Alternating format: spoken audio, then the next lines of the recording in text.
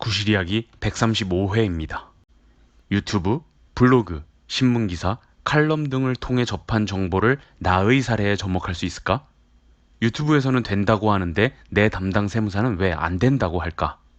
와 같은 내용에 대한 느끼는 점을 말해볼까 해요. 심심할 때 검색해보다가 처음 알게 됐는데 신기하게 여러 관련 카페나 블로그에 제 영상 또는 화면의 일부를 인용하여 설명하는 글들이 있더라고요.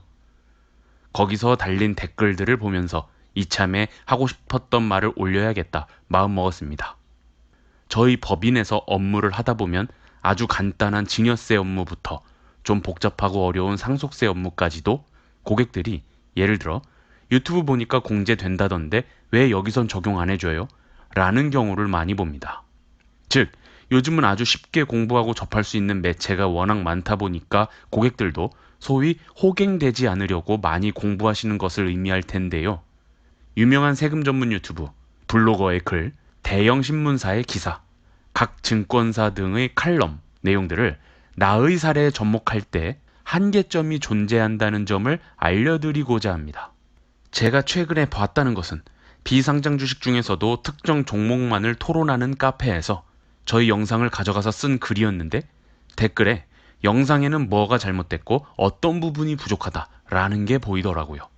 함께 게시된 영상은 비상장 주식의 과세 대상, 과세 체계와 같은 비상장 주식 전체에 대한 아주 일반적인 사항을 다루는 게 핵심이었는데 해당 카페는 비상장 주식 특정 종목만을 논의하는 곳이다 보니까 곧 상장이 예정된 종목에 대해서는 어떤가, 비상장 주식 거래 사이트에서 거래가 빈번하다든가, 벤처기업에 해당한다든가 처럼 그 특정 종목에만 적용될 수 있는 케이스를 비상장 주식 전체의 일반론을 다룬 영상과 결합하여 이해하려다 보니 그분들에겐 목적 적합하지 않은 영상이었던 것이죠.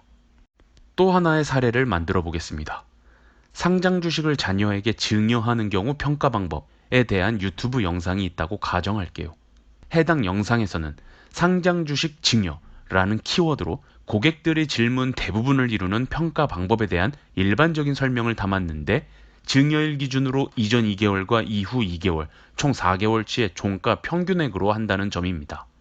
이 영상을 보고 증여세 신고를 직접 한 납세자는 결국 잘못 평가해서 신고하게 됐는데 전후 2개월, 총 4개월의 종가 평균 하는 것은 맞으나 구체적인 법률 규정을 보면 평가 기간 내 회사에 합병, 증자, 분할이 있었는지 또는 매매 거래가 정지되었던 기간이 있거나 공휴일이 끼어 있을 땐 어떻게 하는지 등 검토를 함께 해줬어야 하는데 해당 영상에는 이런 구체적인 사항까지는 언급하지 않았고 납세자는 이를 고려하지 않았던 것입니다. 하나의 세법 규정을 적용함에 있어서도 납세자 각자에게 처한 상황이 신기할 정도로 제각각이어서 실무적인 부분을 고려하지 않을 수 없는데 유튜브와 같은 인터넷 정보들은 지극히 제한적일 수밖에 없으니 일반적인 설명만을 할 수밖에 없는 한계가 있습니다.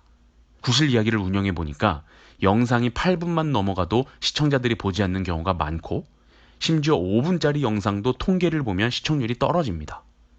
저희 경우는 딱 5에서 6분짜리 영상을 만들면 원고를 2페이지 반 정도 쓰거든요.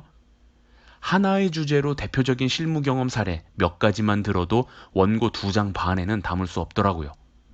그럼 영상이 길어지니까 원고를 줄이고 또 줄여서 결국 핵심만으로 보시는 분들로 하여금 요약된 정보만을 기억할 수 있도록 편집해서 올리게 됩니다. 그나마 저는 시청자에게 놓인 특별한 사정에 의하여 영상의 내용이 적용되지 않거나 잘못 적용되지 않도록, 즉 포괄적이고 일반적인 설명을 되도록 안 하려고 주제 자체를 지엽적이지만 세부적으로 잡아서 영상을 만들려고 노력은 하는데도 정말 하나의 주제를 개인에게 적용할 때 예상치도 경험하지도 못한 사례들이 발생하는 경우가 많으니 이를 다 담아내는데 여전히 한계가 있는 것 같습니다. 드리고 싶은 말씀은 이겁니다. 유튜브, 인터넷 블로그나 신문기사 등에서 접한 내용이 세법 규정을 설명한 것이든 특수한 사례를 설명한 것이든 이를 받아들일 때에는 이런 규정이 있구나, 공제는 이렇게 적용하는구나, 계산 구조가 이렇구나, 세무조사는 이렇게 진행되겠구나 정도로 개괄적으로만 익혀두시고 실제 내가 그 영상에 해당하는 내용을 적용할 때에는 구체적으로 법조문 원문을 보고 예규나 신판례, 판례까지도 검색해보고 다소 어려운 주제 또는 쟁점이 있는 부분은 전문가의 자문으로 나에게 맞는 세법상 규정을 올바르게 찾아 적용하는 것이 중요합니다. 간혹 고객님들 보면 비싼 돈 주고 세무사 선임해서는 그 세무사가 면밀히 세법을 검토해서 세금을 신고해 주는데도 오히려 인터넷에서 접한 내용들을 보시고는 유튜브에서는 안 그렇다던데요? 하시기도 합니다.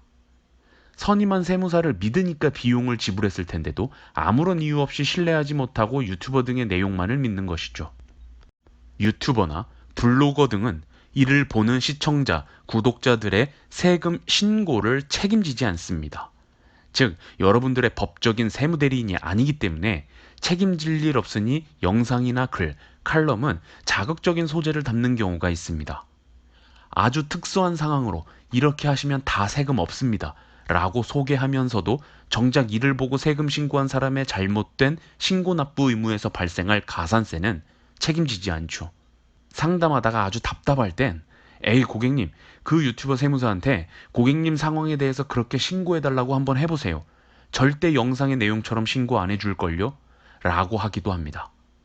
인터넷의 정보는 시간, 공간, 전달력, 소통 문제 등의 제약사항으로 아주 일반적인 내용을 핵심만 담을 수밖에 없는 반면 실무적으로 각 개인에게 처한 상황들은 아주 다양하기에 차이가 있을 수밖에 없다는 점을 인지한 상태에서 유튜브 등을 접하셨으면 좋겠습니다.